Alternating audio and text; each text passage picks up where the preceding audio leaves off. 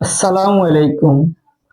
মানব দেহের মধ্যে পঞ্চ ইন্দ্র সর্বদাই বিরাজমান। আর এই পঞ্চ ইন্দ্রের মধ্যে একটি হচ্ছে কান। এই কানে ময়লা জমে। সবাই কিন্তু ময়লা পরিষ্কার করার জন্য ব্যস্ত হয়ে পড়ে। আপনি কি জানেন সেই ময়লা উপকারী না ক্ষতিকর? জানার চেষ্টা করছেন? কানের যে ময়লা, এই ময়লাটা হইলো স্বাদ থাকে। কান কানকে স্বাদ রাখে, যার কারণে জ্বালাপুড়া হয় না। অ্যান্টিব্যাকটেরিয়া বিরোধী হিসেবে কাজ করে, ব্যাকটেরিয়া ইনফেকশন হয় না।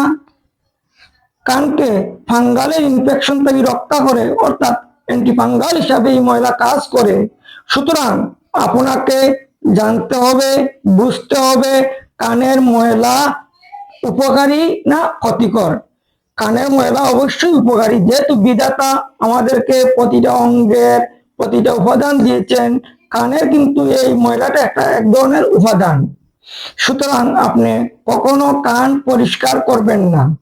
যদি সমস্যা হয় তাহলে ডাক্তারে বা নাক কান গলা চিকিৎসকের শরণাপন্ন হবেন। সুতরাং আপনাকে বলছি, আপনি কানের ময়লা পরিষ্কার করতে গিয়ে কানের ক্ষতি করে ফেলবেন, কানের পর্দা নষ্ট করে ফেলবেন। পরবর্তীতে আপনার ব্যালেন্স ঠিক থাকবে না, মাথা ঘুরাবে, কানে বুবু শব্দ করবে এবং ইনফেকশন হবে, ময়লা পড়বে কান থেকে। সুতরাং আপনি সতর্ক থাকুন, সুস্থ থাকুন এবং কানের যত্ন নিন। আর বেশি সমস্যা হইলে চুইংগাম চাবান।